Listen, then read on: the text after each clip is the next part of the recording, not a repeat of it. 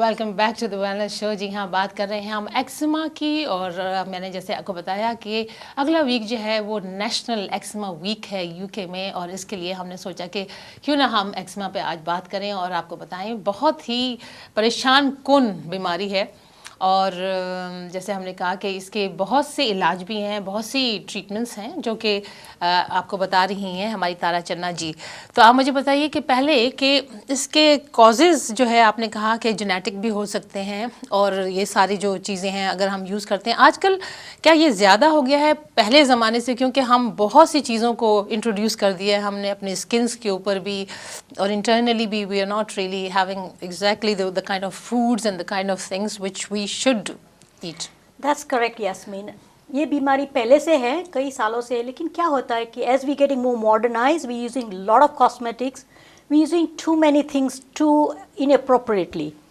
और उससे क्या होता है कि जो पहला तो सब राइट डायग्नोसिस वेरी इंपॉर्टेंट होता है कि जो अटोपिक एक्जिमा है उसके पीछे तो मैंने बोला आपको जेनेटिक फैमिली हिस्ट्री होएगी। किसी को भी आपके फैमिली में पेरेंट्स को, ब्रदर सिस्टर्स को या फर्स्ट कजिन्स को हिस्ट्री ऑफ है फीवर, आस्थमा, एक्जिमा या तो कोई सोच की एलर्जी होएगी, राइनाइटिस, तो उन पेरेंट्स को तो पता है कि they children are more vulnerable, अच्छा, they can develop.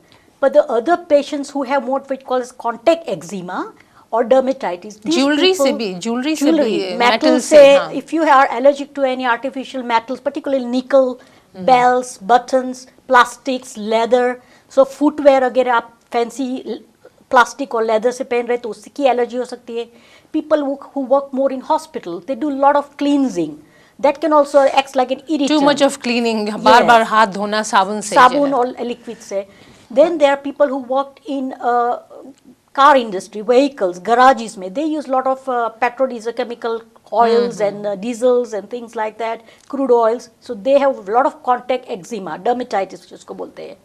Then there are also what we call as children who have to adjust with the environment. Hamari furnishing jo hoti hai, we have lot of carpets, curtains, books, cuddly toys, these things breathes germs in it, जिसको हम बोलते हैं house dust mites. और ये natural fabrics नहीं होते ज़्यादातर जो है ना। और ये क्या होता है कि because we don't have much sunlight in this country, so our houses don't get much sterilise. आप जब हुवर करते हो तब डस्ट ऊपर उठ जाती है, then it settles down and this dust gets mix with your sweat and your breath, so उसमें ये जिंदा रहते हैं। So your furnishing very important, इसके आप कॉटन इस्तेमाल करो।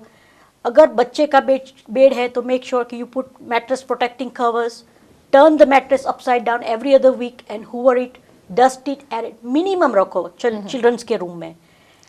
और ये भी कहते हैं कि कारपेट्स जो हैं वो बेडरूम्स में नहीं, ज़्यादातर कोशिश करें कि ना रखें, क्योंकि उससे भी तो जितनी ज़्यादा कम कारपेट हो उतना ही ज़्यादा अच्छा है। क्योंकि it's the biggest store of mites, fungus जो हैं, और इवन हमारे कर्टन्स उसके पीछे और वॉलपेपर उसके पीछे मोल्स, हाउस डस्ट माइट ये ब्रीथ करते हैं। But very important is to educate yourself and understand कि what are the irritants that are causing you irritation. कभी कभी stress, even psychological problems. अटोपी नहीं होएगी लेकिन you are very distressed or stressed, तो hopefully recognize and then do a management for that. और poor digestion से भी कुछ हो सकता है, क्योंकि कहते हैं ना कि अगर आपकी डाइजेशन ठीक नहीं है तो यीस्ट से कुछ, इससे कुछ। Generally there is a very small factor which is called allergic eczema. Now there are very small number of children और even adults who are allergic to food items. So when they ingest, when they eat or if they touch it, for example, you are allergic to eggs, wheat, fish से भी है, fish, seafood, shellfish है, eggs है, तो और strawberry और even tomatoes और peanuts तो बहुत ही नट्स भी है. So if you are allergic to this thing, whether you touch it और even you ingest it, and आज काफी पार्टीज में you go, you have all this coloured fruit, lollies, additives है, कलरिंग एजेंट्स है, जो you don't think you are allergic, but when you ingest they will cause you allergy. So when you eat it, if you are allergic to, it can cause sensitization. Sensitization से क्या होता है कि जो तुम्हारी inflammatory markers होती है that becomes high, your body is very heated up, and again you'll start itching. So ये cycle बन जाता है, irritation, itching, and then eczema. And फिर जब chip हो जाती है then it gets infected, so it's a vicious circle. So you need to understand what is the irritants. First thing is try to avoid them. तो पहले तो ये जानना ज़रूरी है कि इरिटेंट है कौन सा, तो वो कैसे पता करें, क्योंकि 10,000 चीज़ें, आप ये देखिए जितनी ये जो ट्यूब्स हैं या हमारी जो कॉस्मेटिक की हैं या जो हमारे कोई भी फूड भी है, अगर आप उनके इंग्रेडिएंट्स देखें, ये mind boggling, you know, I mean there are so many of these different kinds of ingredients in it कि हमें अपनी समझ में नहीं आता। एक जूस है अगर, तो उसके अंदर 20 चीज़ें और भी लिखी हुई हैं, सो दे आर ऑल एडिटिव्स, और वो जो वही प्रॉब्लम करती है, फैक्टर्स जो हैं वो सारे, या टाट्राइजिन है या ई एडिटिव्स बोलते हैं, ये जी, दे न्यूट्रिशन नहीं देते, they are non zero nutritionally, but they are the one that are preservatives, additives, they है कलरिंग एजेंट्स है, particularly babies food, taste enhancers हैं, या ये चीज़ they are basically you become sensitized and it causes like a sensitivity and intolerance and allergies. So be careful, don't try to rush to eat too many. Obviously children likes too many coloring sweets, lollies, even colored yogurts. Sweets जो होती है हमारी, simple food और simple living जो है वो ज्यादा मेरा ख्याल है बेहतर है। वापस हमें जाना पड़ेगा, कॉस्मेटिक्स की कोई जरूरत नहीं है, बबल बाथ यूज कर रहे हैं हम लोग, यू नो, डिफरेंट सोप के, ये आपकी चमड़ी को थिक करेगी, अल्कलाइन कर देगी, it doesn't help you more, your body। वही मुश्किल ये है ना कि तारा कि एडवर्टाइजिंग जो है वो इतनी ज़्यादा लुक्रेटिव और इतनी ज़्यादा कलरफुल हो गई है कि जो चीज़ हम देखते हैं ना, वो जो इतनी खूबसूरत लड़कियां और आदमी और सारे उसको यूज़ कर रहे होते हैं, तो हम सारे के सारे we get tempted. This is why education is very important Yasmin. Education, पहले तो एजुकेशन लो, have a good relation and cooperation between your GP and your health professional. Understand करो कि कौन सी चीज राइट है, कौन सी चीज गलत है। जो आप देखते हो सब चीज, when you feel that this is right and glory, ज्यादातर तो नजर का धोखा है। आपकी खुद की भी थोड़ी सी सोच लगाइए, और बेसिक सिंपल थिंग्स बहुत अच्छी है। जितना मिनिमम फर्निशिंग रखेंगे, minimum detergent, soap, bubble baths, ये सब कोई जरूरत नहीं है। बिल्कुल, हमारी बॉडी खुद अपने आप को बहुत सी चीजों से प्रोटेक्ट करती है, अगर आप ना भी यूज करें ये सारे चमड़ी के लिए हाइड्रेशन इज वेरी इंपॉर्टेंट। आपकी चमड़ी को स्मूथ चाहिए, स्मूथनेस चाहिए, और उसको हाइड्रेशन चाहिए। तो वेरी इंपॉर्टेंट के जो इमोलियंस होते हैं, एक्वियस क्रीम जो प्रिस्क्राइब किए जाते हैं, वो राइट तरीके से बारी बारी, जेंटली, फ्रिक्वेंटली और क्विकली। बच्चों के साथ घंटे मत लगाओ, they become frustrated after using creams, lotion, they will not cooperate. So very important is to learn the right application of your creams, lotions, emollients, aqueous creams from your health visitors, your doctors. Don't try to educate yourself by just listening to your friends, neighbors, कहीं पढ़ लिया कि ये ठीक है। Please go and see with the health professionals, 10 minute उसके साथ spend कीजिए, get the right education and you will not fail. You have to use this aqueous creams जो दे आर नॉन परफ्यूम। अच्छा, ये एक्वियस क्या क्रीम्स है, ये emollients हैं, ये क्या है? ये हम लोग जनरली एक्जिमा है ना Yasmin, we have to control by 3, we call triple therapy. So पहले तो मैंने बोला कि चमड़ी हमारी बहुत ड्राई हो जाती है, तो we have to moisturise constant, but not by perfumes, creams and lotions and ointments. So we use aqueous cream because we say try not to use any soap. Soaps में है ना पोटाश होता है, that alkalines and dries your skin more. So you can replace this with aqueous cream, provided you are not allergic. Okay. Again, some बच्चे they are allergic to even aqueous cream because if it contains lanolin base. So very important कि you should know that. तो हमारे साथ ये अभी collar हैं, तो देखते हैं उनका क्या क्वेश्चन है. हेलो. अस्सलाम वालेकुम, मैं सईद बात कर रहा हूँ मैनचेस्टर से. वालेकुम अस्सलाम. जो डॉक्टर हैं उन्होंने एजुकेशन का जिक्र किया है. यकीनन हमारे लोगों की जो अंडरस्टैंडिंग है जनरली, जो बेसिक अंडरस्टैंडिंग होनी चाहिए कि ऐसी चीज़ क्यों होती है, उसके सिलसिले में उनसे सवाल करूंगा कि ज़रा ये बताइए कि ये पहले तो ये है कि एलर्जी जो है खासतौर से कुछ बेसिक फूड्स हैं जैसे एग्स वगैरह से जब लोग खाते हैं तो वो कहते हैं कि उनको वो एलर्जिक हैं. इससे क्या मुराद है एलर्जी से, और सही बॉडी के अंदर क्या चीज़ है कि जो एलर्जी पैदा करती है आपको, और आप किस तरह से उस चीज़ को इस चीज पे ओवरकम कर सकते हैं थ्रू द फूड और through some other dieting mechanism, not through medicine. Okay ना, शुक्रिया, खुदा. Thank you very much for your question. जी हाँ, एक अच्छा क्वेश्चन है. वो एलर्जी, मेरा ख्याल एलर्जी और इंटॉलरेंस में आप थोड़ा सा डिफरेंस बताइए. बहुत इंपॉर्टेंट क्वेश्चन आपने रेज किया है. काफी patients suffer thinks that it's an allergy.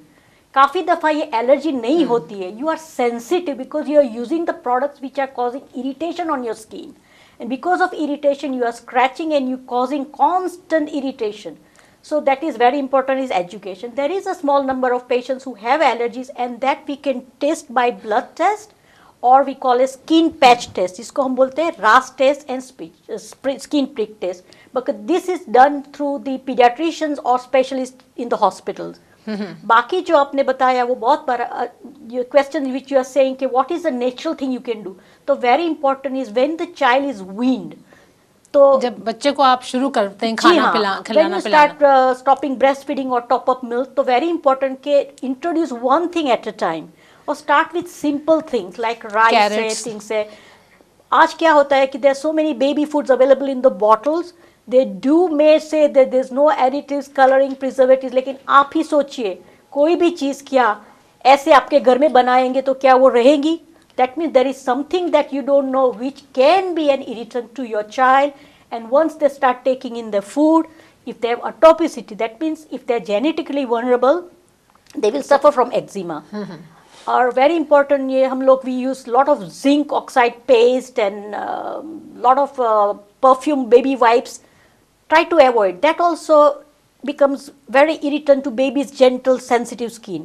Also if you keep on wearing the clothes or मैंने बोला आपका फुटवेयर है और मगर इनका ये क्वेश्चन था कि खाने पीने में एलर्जी का, वो कहते हैं ना कि हमें इससे एलर्जी हो गई, खाने से किसी चीज़ को एलर्जी हो गई, तो मेरा ख्याल है एलर्जी और इंटॉलरेंस में भी वो इंटरनल बात कर रहे हैं। अब जैसे आपने कहा था ना कि एक तो होती है एक्सटर्नल है और एक इंटरनल होती है, तो इंटरनल की बात वो कर रहे हैं कि इंटरनली जब हम कहते हैं कि हमें इस चीज़ से एलर्जी है तो वो कैसे एक तो डिटेक्ट की जाए, और दूसरी बात ये कि उस कौन सी ऐसी फूड्स हमें खाने चाहिए जिससे हमें लगे कि एलर्जी नहीं हो रही। तो he is talking about that. और आप ये ज़रा बताइए कि इंटॉलरेंस में और एलर्जी एक्चुअली बहुत थोड़े लोगों को होती है, लेकिन इंटॉलरेंस बहुत सी लोगों को हो सकती है। जरूर जरूर। इंटॉलरेंस में क्या द मेजर डिफरेंस क्या है कि एलर्जी होएगी ना तो that will start with in 2 hours to 24 hours। For example either you taken in the food, कोई चीज़ आपने खाई है तो या तो आपने टच कर ली, फॉर एग्जांपल आपने ग्रास टच कर लिया, पोलन टच कर लिया, मानो कि आप कुछ चीज से खेल रहे हैं, छींकें आने लगी, तो स्वेलिंग, तुरंत रिएक्शन आ जाएगा आपको,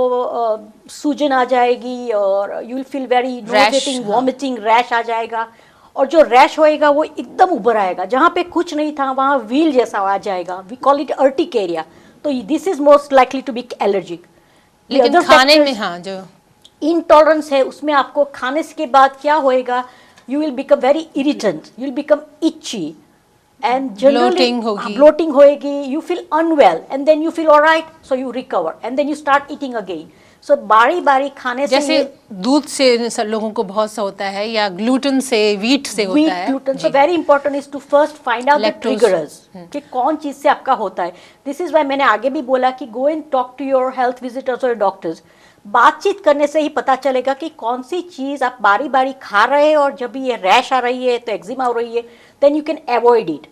तो एलिमिनेशन डाइट क्या आपको बता सकते हैं कि भाई अगर आपको दूध 6 दिन पी के देखें और अगर उससे आपको कुछ हो रहा है गड़बड़, तो उसको फिर आहिस्ता आहिस्ता निकाल के फिर आप देखें कि अगर आप ठीक हो जाते हैं तो इसका मतलब है कि आपको दूध से इंटॉलरेंस है, लेकिन उसके लिए आपके पास बहुत से ऑप्शंस हैं, बहुत ऑप्शन है। बच्चों में ज़्यादा अपने आप डिसीजन मत लो, because we have called food challenge test. So जहाँ जब डायटिशियन, पीडियाट्रिशियन या स्पेशलिस्ट जो होते हैं ना, तो अगर इफ़ यू आर सस्पिशियस कि ये फूड की एलर्जी है या इंटॉलरेंस है या सेंसिटिविटी है, तो we will give you in a small quantity, introduce slowly and we can monitor कि क्या आप डेफिनेटली सेंसिटिव है कि it's a false negative impression that you carry.